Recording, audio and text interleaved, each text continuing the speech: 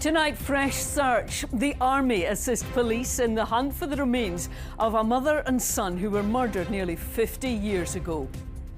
Also tonight, from today, every baby born in Scotland will have the opportunity to be tested for the rare genetic disease SMA.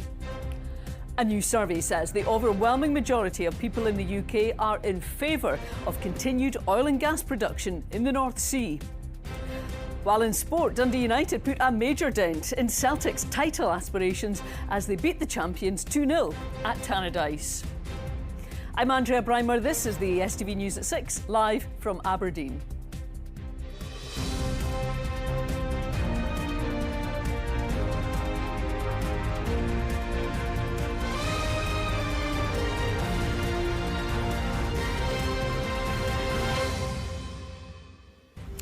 Good evening. Almost 50 years on from their disappearance, the Army is assisting police in a new search for the remains of murdered Inverness mother and son Rini and Andrew McRae. Experts have been carrying out scans of land formerly owned by Andrew's father, Bill McDowell, who was jailed for their murders in 2022 and later died in prison. Nicola McCally reports. Experts scan land at Nairnside near Inverness in a new development in the search for Rini and Andrew McRae. The mother and son vanished in November 1976. Her car was discovered on fire at a lay-by near Dalmagary, but no trace of them was ever found. After more than 40 years, Andrew's father, Bill McDowell, was jailed for their murders in 2022. He died in prison a few months later. Now police and army experts are carrying out scans and drone investigations in a bid to locate their remains. This quiet area of countryside just outside Inverness is where Bill McDowell lived at the time that Rini and Andrew McRae disappeared, and it's here that officers are focusing their latest search. Police Scotland say that their inquiries into the murders of Rini and Andrew are ongoing, and they'll examine any possible lines of inquiry. The Ministry of Defence says the British Army are supporting Police Scotland and the National Crime Agency following a request for specialist expertise. In the decades since their disappearance, there have been multiple searches for Rini and Andrew, including at the Dalmagary quarry near where the car was found, and years later a few miles away at Leonich quarry. Police won't be drawn on the latest search, but it's hoped decades on it could finally resolve one of Scotland's most enduring and tragic mysteries. Nicola McCally, STV News.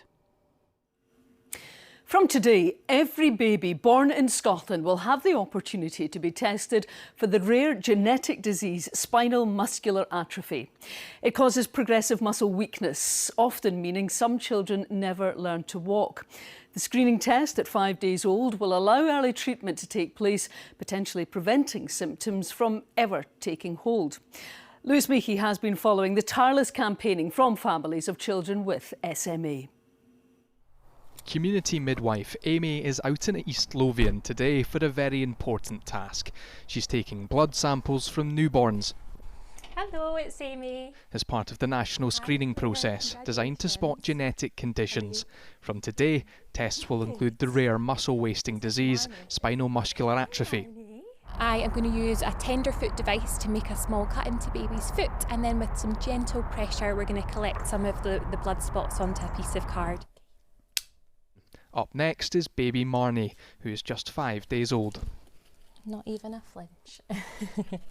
Anything that you can do to protect your child is amazing. A friend of mine and a work colleague, Becky Lomax, and her husband Giles Lomax is the CEO for the charity.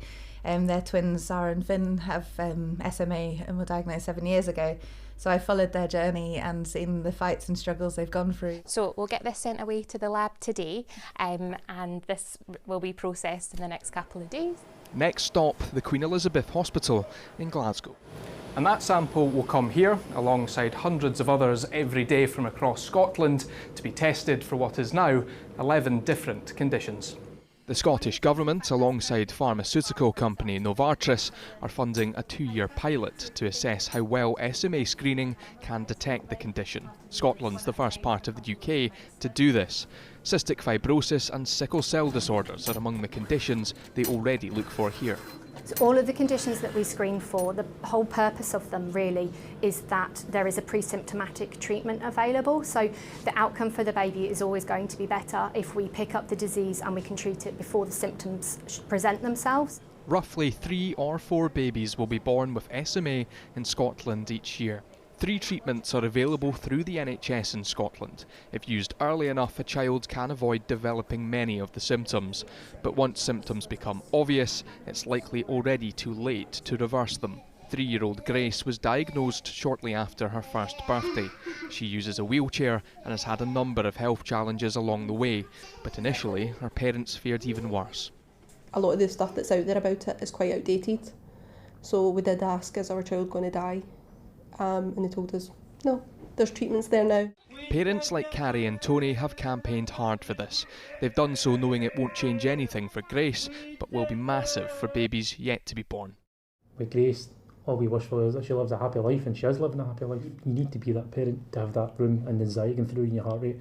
We don't want that for other parents. If this can be stopped, but to see it now and to know that families will be saved an anxious life, it's history. It's history being made in Scotland. Yeah, we wish it was in sooner, but if it helps another family.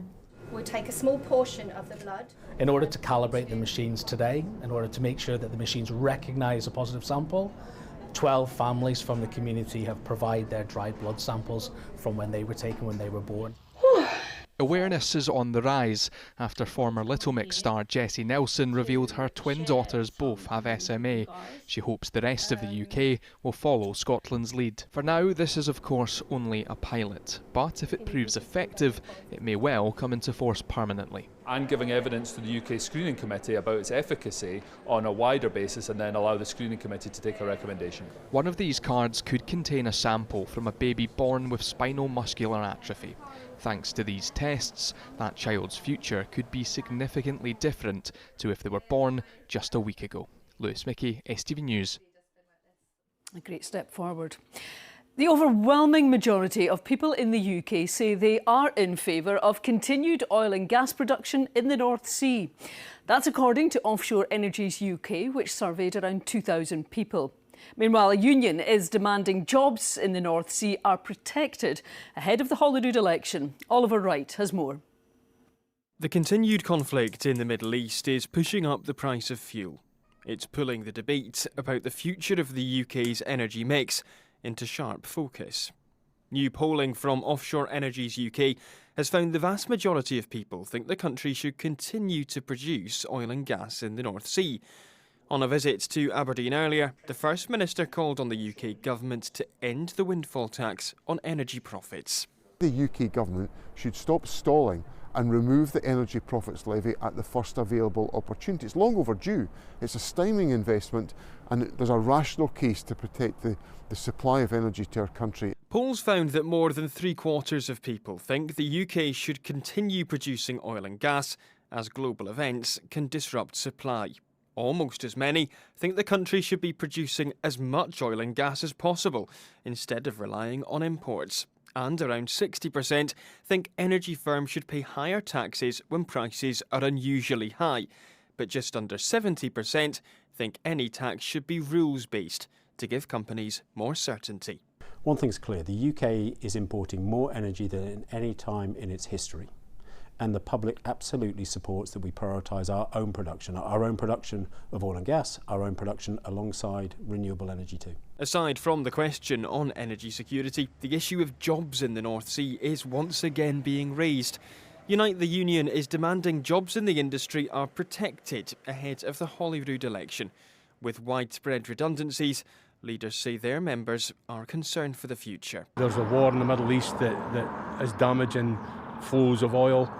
We've got untapped resources in the North Sea that we want to see tapped so that our members and the workforce over there can have long-term secure jobs. The UK government says issuing new licences for exploration won't help energy security, and the only way to protect bill payers from price spikes is to get out of the fossil fuel market. But for now, those fossil fuels make up a huge part of our energy bills. And despite the price of oil falling today, Experts warn that prices are likely to remain high for some time to come.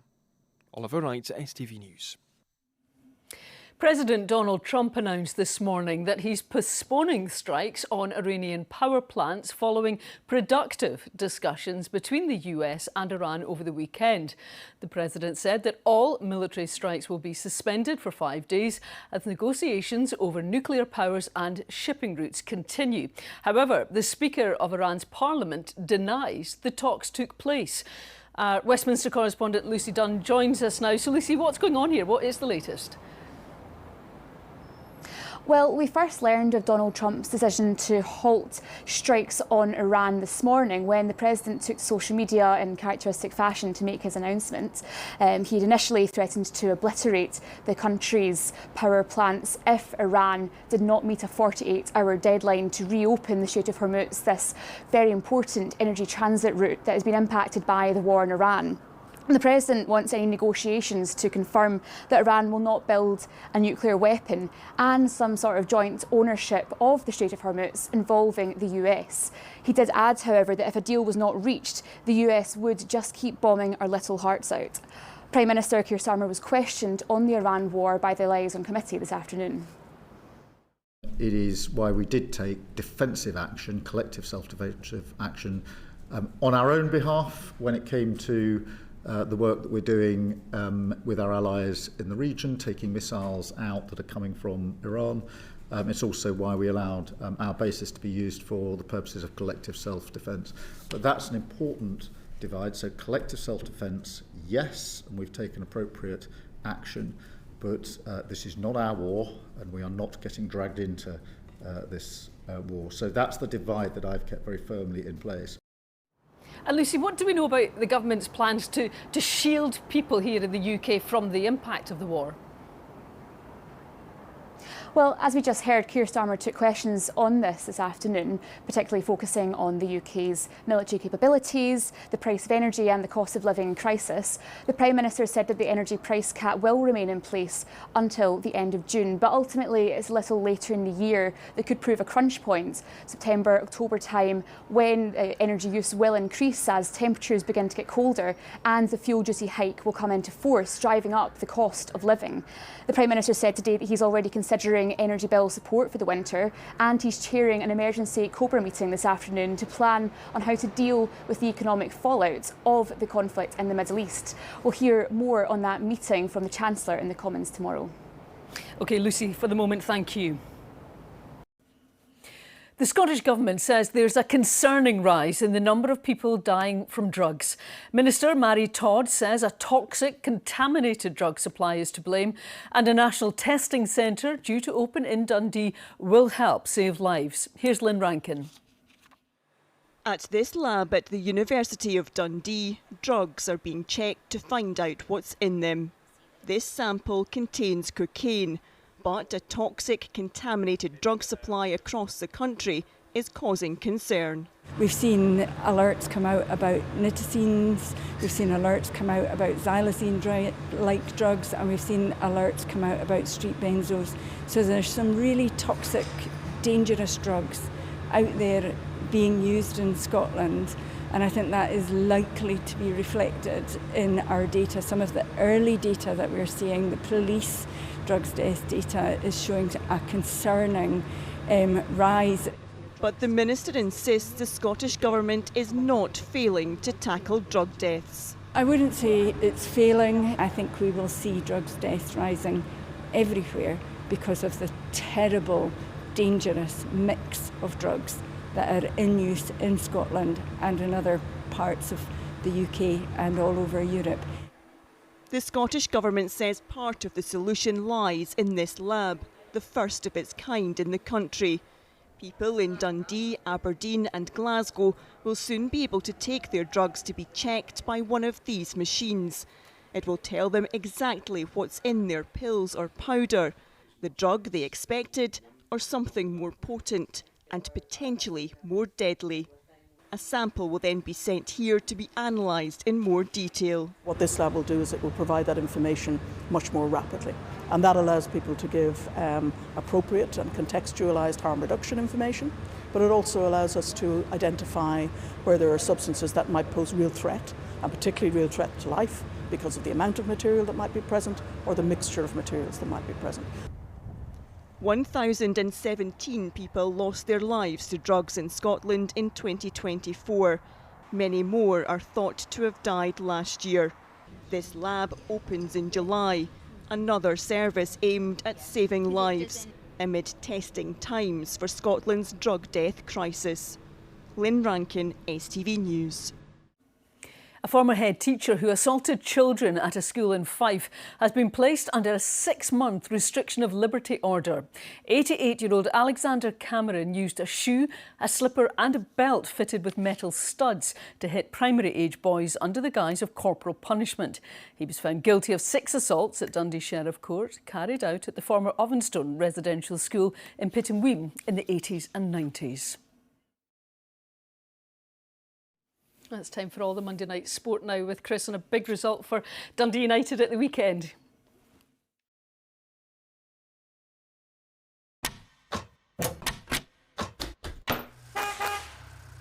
STV Sport, sponsored by the C.R. Smith Spring Sale. Thank you. That is absolutely right, Andrea. Dundee United manager Jim Goodwin says his players deserve a huge amount of credit after bouncing back from their derby disappointment to get the better of title-chasing Celtic. Well, the Tangerines' convincing 2-0 win yesterday at Tannadice keeps their very slim top 6 hopes alive, and it's a big blow to Celtic's premiership hopes. Here's Stephanie Daly. That's the way you do it. Jim Goodwin shakes hands on 3 points after his side convincingly held on to their lead to secure a 2-0 victory over Celtic. A beautiful Sunday for the Dundee United fans, exactly a week on from watching the Tangerines throw away victory in the Dundee derby in stoppage time. I'm really pleased for the players. We're not getting carried away at the end of the day. It's just another 3 points, but I've been very critical of them, and both them and myself have received a lot of criticism as well for the way that we've managed games in the past. And today the players deserve a huge amount of credit. Normally the provider, Will Ferry, admits he'd been looking to get more chances to score himself. Yesterday he got them, and shortly after the interval it was Ferry that broke the deadlock when Lucas Stevenson's cross found him in space at the back post for 1-0. That was before Emmanuel Aji drove in his first Terrors goal to clinch the 3 points. We're buzzing, especially after last week. It hurt a lot, and I think it was obviously an opportunity to go out there and show it does matter to us, and we were aggressive. We played at a good tempo, and we saw out the game, the most important thing. So yeah, buzzing. Goodwin had particular praise for skipper Ross Graham, whose own goal in added time last week handed Dundee a share of the spoils.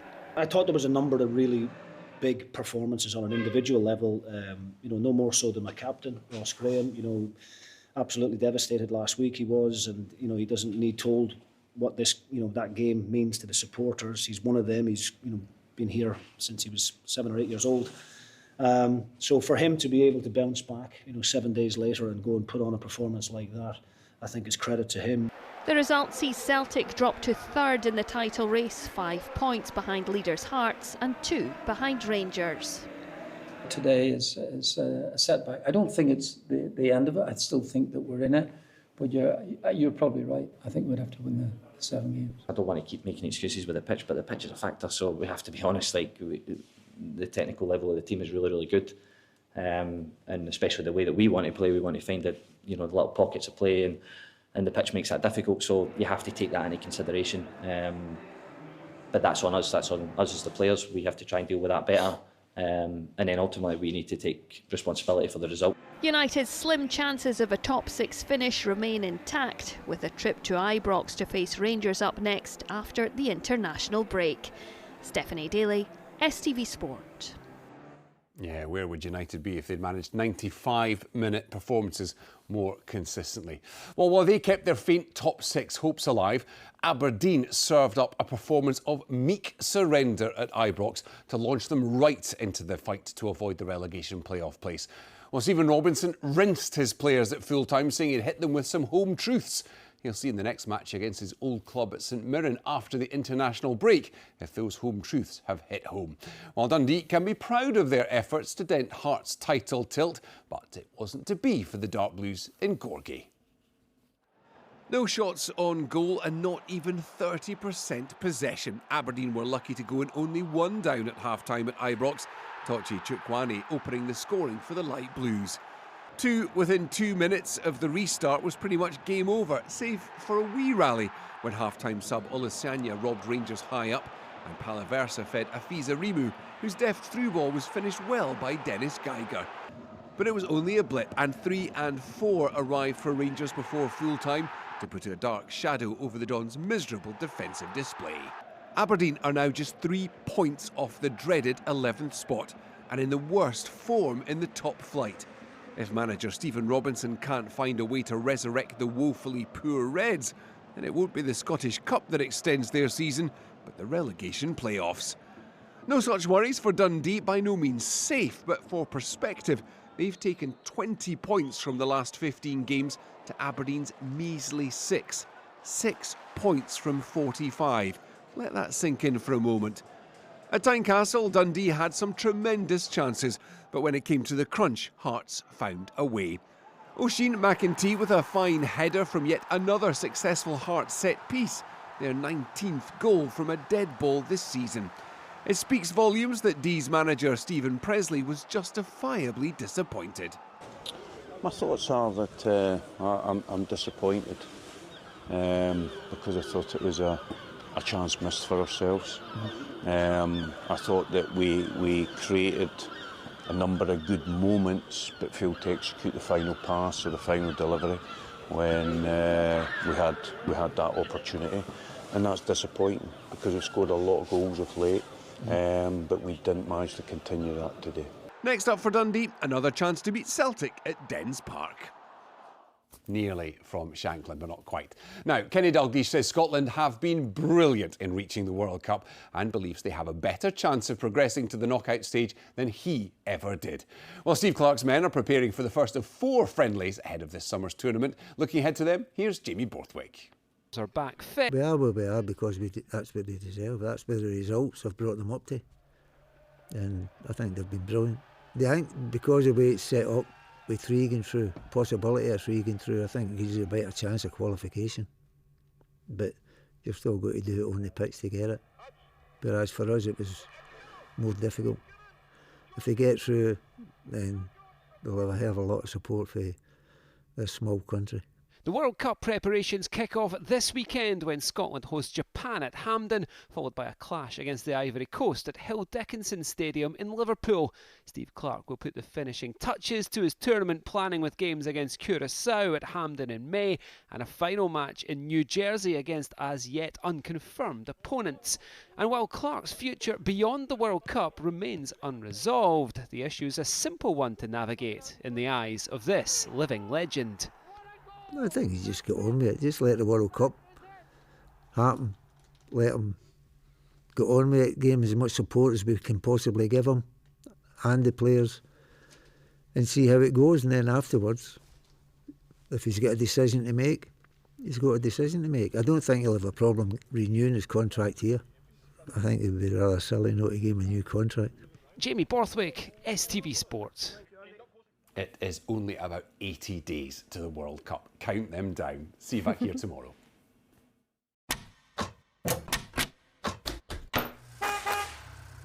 STV Sport, sponsored by the C.R. Smith Spring Sale.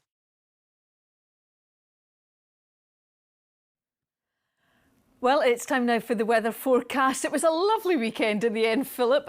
More of that, please. Plenty of spring sunshine weather on the way, hopefully. Well, Andrea, you're a fool, and apparently we're all fools because we let ourselves believe we were in the midst of spring with the lovely weekend we just had and the warmest day of the year so far last week. But in actual fact, That was what we call a fool's spring. Technically it is spring, but this is the term for the phenomena that can happen late winter, early spring, where there's a brief, unseasonable warm and sunny spell, but it often does turn cold again. We are more likely to get snow for Easter, for instance, rather than Christmas. And that's what's happened at the moment, as unfortunately things are turning cold this week. We'll see some wintry flurries at times and the risk of icy conditions later on in the week. So yes, the daffodils are out, but let's not be prepping the garden for sunbathing just yet. Let's see what's in store. A breezy morning will be followed up with a flurry of fresh delights for lunch. TUI sponsors STV Weather. Well, throughout today we've seen this large area of low pressure crossing Iceland. It's given us some fairly unsettled conditions, things turning wetter and windier. A cold front moves through tonight, introducing a cooler air mass, so things will be turning chillier over the next couple of days. Come Thursday, we see a ridge of high pressure building, and that will bring with it some fine, dry and settled conditions. We'll get to that in just a minute. Now back to just now as we head throughout the rest of this evening and overnight with that cold front moving in from the northwest. It brings with it a lot of cloud, strengthening winds and some blustery scattered showers overnight. So it does mean with the wind, the rain and the cloud, temperatures not dropping too far. For most places sitting around 7 or 8 degrees Celsius overnight. Now that band of rain that the cold front brings will continue to push eastwards. It will turn more showery in nature eventually. The showers will be quite heavy at times. We could see some hail in the mix and also hear the odd rumble of thunder. And throughout the afternoon, the showers merge together into longer spells of more persistent rain. Temperature-wise tomorrow, highs around 10 or 11 degrees Celsius in the best of any drier, more sheltered conditions. Now looking ahead to Wednesday, overall a mixture of sunny spells and scattered blustery showers. But with that cold northerly airflow, it does mean that temperatures will be down a degree or two, highs of 6 or 7. Come Thursday, with that ridge of high pressure, it will be drier and brighter with highs of 7. Bye-bye. TUI sponsors STV Weather.